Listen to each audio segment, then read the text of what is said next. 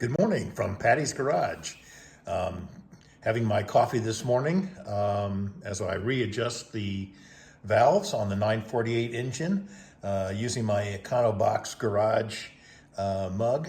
This is one of my favorite YouTube channels as it relates to the rebuilding of a Bugeye Sprite.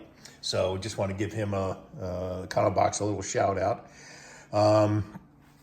These are the tools that I was using. Manual open up to the proper sequence for adjusting the valves. I completed them yesterday, and I came back this morning, rechecked each and every one. There were a couple of them that just needed a little minor tweak, and so that is all complete. So one thing to note, I've kind of as the workbenches start clearing off, as more and more parts get put back on the motor, the goal is to get all of that stuff off the workbenches. And I'm kind of getting excited about getting Scarlett's motor off of this engine stand and over onto the Workmate test stand. I know the radiator's up a little bit, probably a little bit too high, but that'll get adjusted as the motor gets put over on the workbench stand. Again, a shout out both to Leonard Lee for the use of the engine stand. It should get retired hopefully today or tomorrow. And then Alan Kleinschmidt's engine hoist will get put into action as we move the motor over to the test stand. And of course, my ever popular control module here, control stand. This will be what I hook up the motor to when we finally get it ready to go and starting up. So for this morning, now that I've completed all of the necessary work up here, I think what I'm going to do is put some assembly lube just up in all of this area, up in the rocker area, just as a kind of a belt and suspenders. Well, I'll be sure to make sure that we have oil pressure before we're starting this motor, but so that'll get done. You'll see some assembly lube in here as we move down the video. So I have got some new engine studs for all of the various mountings, heater control valve, water pump, the manifold studs, and we'll put in the tappet covers down here. So there's surprisingly, there's still some learning going on here. I have got I've actually got a series of 3 different types of water pump gaskets. I have, I guess, what I consider to be a traditional cork gasket. And then I have a good quality, probably out of the pay-in kit, but possibly not, but certainly of that ilk. And then I have a kind of an upgraded gasket. These are the black and this is probably the thickest. I ought to measure them just for fun. But of these two, this is probably the thicker of the two. Both of these, I would probably use a gasket dressing of sorts. This one, I don't know. It just feels different. Yeah, so I'm not sure if anything, I'll put gasket cinch on these, which is just a minor coating. But anyway, that's just part of the process of learning which gaskets to use, what type of sealer, that sort of thing. But all of the ancillary pieces have been prepared. So the first job. And I won't bore you with all of the steps, but I'm going to be using a thread chaser on all of the openings down here in the manifold, just to make sure all of that's clear. And then once that's done, up here as well, once that is done, we'll make a determination if we're going to use a little thread locker, whether we'll be using any kind of anti-seize, and before actually installing the various components. So our first step on starting to assemble the various parts, return them back into the engine, will be the engine block little side tappet covers. And I have chosen to use the cork gasket as opposed to the silicone gasket. I just think this is a little bit more, well, certainly more original, but it's I just think it's more reliable. I haven't had a lot of good luck with the silicone.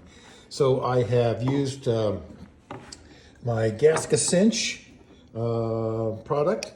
I'm getting down to the bottom of my can here, but I've got enough to kind of finish my project. So I'm using the gasket cinch, put it on the side cover and then on the cork cover. With the gasket seal in place, just gonna wipe away a little bit of extra there. We'll get to that. These do not require much. I've got these. I just put them finger tight. They only require 3, 4, 5 pounds of torque, and I don't have a torque wrench that goes down that far.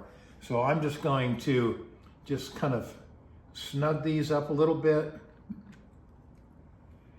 just to kind of compress the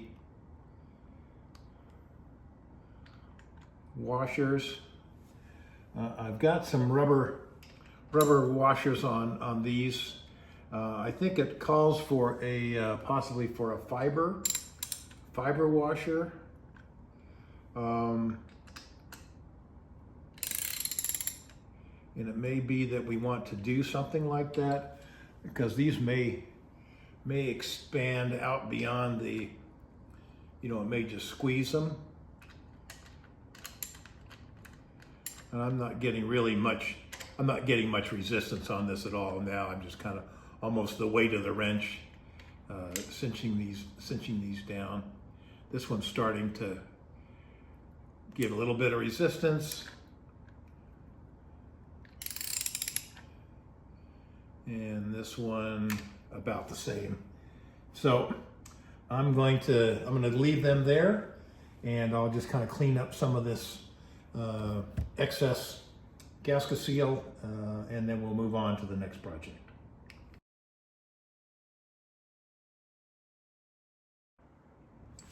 The next component that I'm going to install is the fuel pump.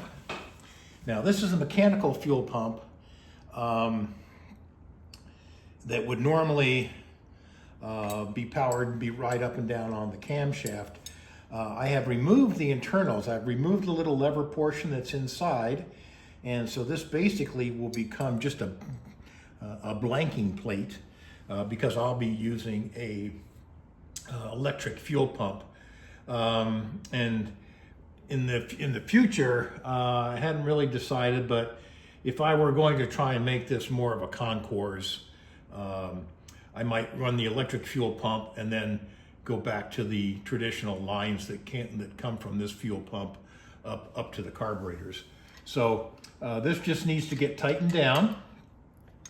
And once again, these I've used gasket cinch on the gasket, and there's not much pressure coming out of this. So these are very light on the torquing side of things. I just need to basically snug it down a little bit, and then we'll move on to the next piece.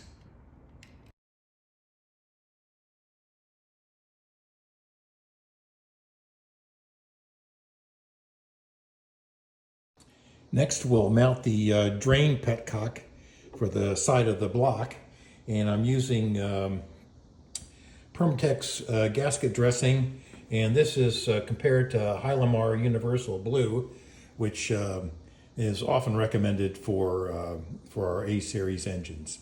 So we're just going to put a little coating here on the threads and get that in place. And there we have our petcock in place.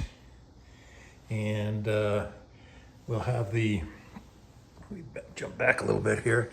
We'll have the vent pipe for the tappet covers, and just need to cinch that up a little bit. Okay, and this side of the engine's starting to look pretty good. Probably need to get these tightened up. This little bypass hose tightened up while I'm here, so we don't forget that. It's been a while, but Scarlett's motor is now set free of Leonard Lee's engine stand and over to Alan Kleinschmidt's hoist, so we can get that out of the way, and we can we'll have to raise this up a bit, get it spun around into position, and we're going to be putting it over here on the workmate. At least that's the plan anyway. So let me get this in position. Well, I'm going to call this a success. We've got Scarlett's motor positioned on the workmate. This, of course, is going to have to come down. We'll check that out once we get the thermostat housing in place. We'll see how this matches up to the radiator. The radiator is out of a Mini Cooper. We could use the Sprite one, I suppose, but I think this is going to work out for us.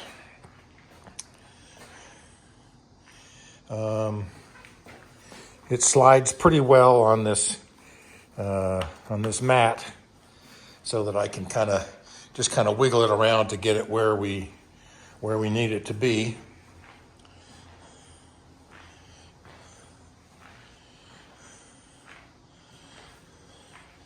So this now exposes, here's where all the spark plugs are going to go. This now gives me the ability to start mounting up the starter, generator, diameter is what it's going to be, fan blades, and pulley up here, and yeah, so we should be in good shape.